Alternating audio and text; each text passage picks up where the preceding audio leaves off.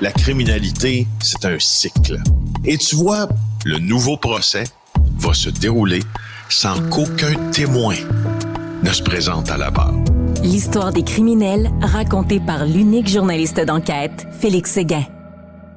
Bonjour Félix. Bonjour Mario. Alors, quelques dossiers dans l'immédiat criminel, coup de feu, incendie, tu nous sors ça en rafale. Ouais, on a eu un été assez tranquille, là, mais on commence à atteindre là, le point où ça rebout un peu, à petit bouillon, là. Au cours des derniers jours, là, il y a eu plusieurs incendies criminels, plusieurs événements de coups de feu. Les événements de coups de feu, d'abord. Arrondissement La Salle, ce week-end, dimanche matin, il y a un café qui a été visé par des coups de feu. Juste te dire que l'arrondissement La Salle, ça, c'est le fief d'un des chefs de clan de la mafia très proche de Leonardo Rizzuto qui s'appelle Pietro D'Adamo. Des coups de feu aussi au salon de coiffure où la belle-fille d'un mafieux déjà assassiné a été revisité. Donc, mais quand on tire des coups de feu sur un bâtiment, là, on vise pas, on veut pas tuer un individu pour nous tirer à côté. Là. C'est comme un avertissement. C'est comment tu le perçois? Mario, c'est le week-end des messages. Quand tu tires des coups de feu, tu envoies des messages. Quand tu allumes un incendie criminel, tu envoies des messages. Ça a été le cas au Café Dior aussi, dans Saint-Léonard. Au niveau, en ce qui a trait aux incendies criminels, là, il y en a eu un la semaine passée. Il y en a eu un dans la nuit d'hier à aujourd'hui aussi. Café Dior, là, c'est un endroit qui est connu pour être fréquenté par des membres du crime organisé. Il y a un commerce du plateau Mont-Royal, marché Tradition, qui a été visé par un incendie. Puis dans Ville-Saint-Laurent, il y a un gros véhicule, un gros VUS qui a été visé aussi par un... Quand je te dis, c'est le week-end des messages, là. Quand tu fais incendier ton véhicule, c'est un incendie criminel, là. D'abord, c'est souvent des histoires de dette, c'est souvent des histoires de contrôle et, c'est souvent des histoires de pouvoir également. Mais somme toute, Mario... L'été assez tranquille. Tu nous avais annoncé un peu un été chaud et tout ça. Oui, moi, je suis toujours un peu... je suis toujours... Je prends avec réserve toujours les prédictions sur la criminalité estivale en disant, comme tu le dis, ça va être un été chaud, ça va brasser en ville et tout ça. Hey, rappelle-toi d'une chose, hein. Les criminels, ils font quoi l'été? Ils prennent des vacances. La police, a fait quoi l'été? On oublie parfois les choses simples de la vie. Ils font beaucoup d'argent, mais ils ont un moyen de l'été de prendre des belles vacances. La police fait quoi l'été?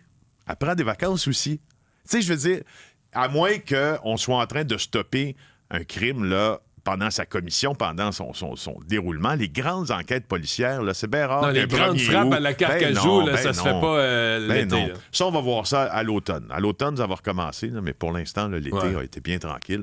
Et c'est très bien ainsi pour ceux qui souffrent, dont le sentiment de sécurité là, à Montréal est ébranlé dans quelques arrondissements où c'est plus violent. Et tu as fait, au cours des derniers jours, une rencontre avec une personne qui est allée se mettre dans le trouble aux États-Unis. J'ai rencontré en prison à Washington, donc dans le district de Columbia, Pascal Ferrier. Pascal Ferrier, c'est cette femme de la Rive-Sud de Montréal, une franco-canadienne, donc double nationalité, française et canadienne, qui a tenté d'assassiner Donald Trump en lui envoyant des courriers à la ricine. Tu te rappelles de cette histoire-là? Oui. Tout le monde se disait, voyons donc, qu'est-ce qui se passe? Elle a été arrêtée alors qu'elle se dirigeait vers les États-Unis. Elle tentait de traverser avec une arme à feu et des projectiles pour se rendre aux États-Unis après avoir envoyé ses courriers. Elle a été arrêtée à la frontière. Puis moi, je l'ai rencontrée en prison. Le postulat de départ, c'était qu'est-ce qui se passe dans la tête? Mais elle a passé pour une perdue un peu, parce que de penser que le président va ouvrir lui-même son courrier, puis... De un. Mais de deux, le poison était réellement mortel. Bien qu'elle allègue, quand je l'ai rencontrée, qu'il n'y en avait pas assez pour tuer quelqu'un, le poison, la ricine, qu'elle a elle-même cultivée dans son condo de Saint-Hubert sur la Rive-Sud de Montréal, pouvait tuer quelqu'un. Elle a cultivé la plante. Elle a cultivé la plante, elle a cultivé le poison, elle l'a envoyé à la Maison-Blanche et aussi à des policiers du Texas avec qui elle avait eu maille à partir il y a quelques années de ça. Elle a décidé de se rendre avec une arme à feu qui lui appartenait aux États-Unis. Elle a été arrêtée. Alors moi, donc je la rencontre en prison, puis j'essaie de comprendre qu'est-ce qui se passe dans sa tête. Et je dois te dire... C'est une perdue?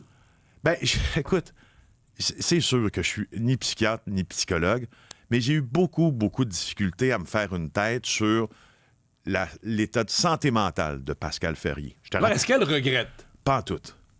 Elle dit, si c'était à refaire, je referais différemment. Ça m'a un peu scié. Je veux dire, écoute, elle est en prison, elle va sortir de prison, Mario, en 2039. elle a l'opportunité ou l'occasion de s'amender devant moi, elle ne le fait pas. Elle va aussi me confier que dans ça, elle allègue avoir eu des complices.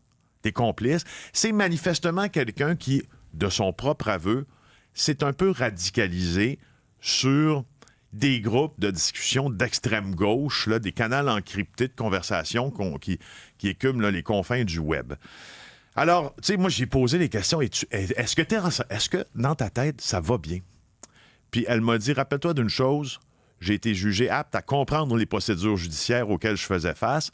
Il faut dire, par exemple, que la juge qui l'a sentencé, je te rappelle qu'elle sort de prison en 2039, pas une petite sentence, là, ben, il se pose des questions sur son état de santé mentale. Je dois te dire que moi aussi.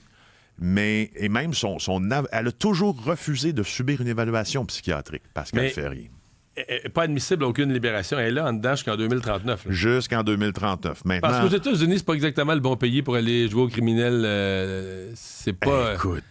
C'est pas le pays du pardon, là. C'est pas le pays du pardon. Elle a été transférée dans un pénitencier à sécurité moyenne maintenant à Hazleton, en Virginie-Occidentale. Mais, en résumé, ce que j'en retiens, c'est que Pascal Ferrier, il y a eu un déclic dans sa tête à un moment donné. Il y a eu quelque chose qui l'a fait passer de quelqu'un de normalement constitué à quelqu'un qui va décider de tuer un président des États-Unis. Ça va avorter. Et ce déclic-là, je dois te dire qu'on n'a pas mis le doigt dessus. Sauf que c'est quelqu'un d'extrêmement seul. Elle me dit qu'elle a été, et ça, c'est antérieur à la tentative d'assassinat sur Trump, elle a été un peu reniée par sa famille. Fait que là, elle n'a pas souvent de la visite en prison. C'était la première fois. C'était seulement la deuxième visite qu'elle recevait en prison et personne de sa famille ne l'a visitée en prison depuis qu'elle a été arrêtée. Merci, Félix. À Plaisir. demain.